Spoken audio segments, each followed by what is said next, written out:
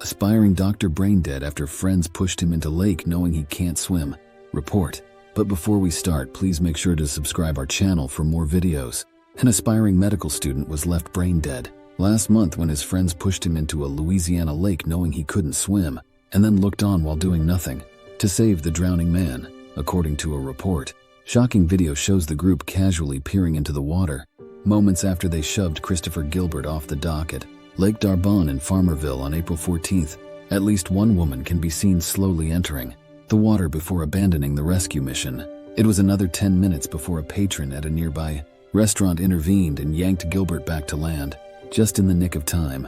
The 26-year-old was brain dead, and the rest of his organs were starting to fail by the time he arrived at a local hospital.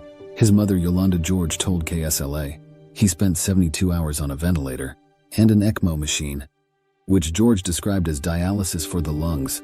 I was devastated. I felt like my life had ended in that moment. My son is aspiring to be a medical doctor. My son is going to be a medical doctor. He got his master's last year in biological science. He's preparing for medical school, so for this to have happened to him, I was just devastated, George said. According to police, his so-called friends initially tried to pass off the near death as horseplay. They even told the lie to George in the moments after he was rescued.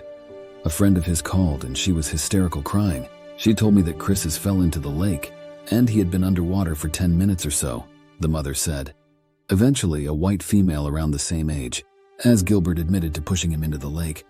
None of the friends, however, admitted to knowing he couldn't swim, a claim Gilbert's family finds hard to believe. To add insult to injury after pushing him, no one from the friend group attempted to go in after him. Instead, two brave bystanders who have no relationship to Chris heard commotion and retrieved his body from the lake. Personal injury attorney Claudia Payne, representing George, wrote in a report obtained by the Lincoln Parish Journal. Fortunately, Gilbert has made strides since the ruthless attack. He is responding cognitively but cannot speak.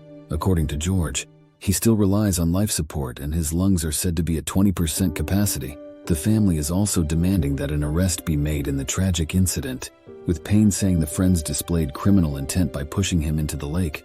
"Why would you push my son in the lake knowing he couldn't swim?" asked George.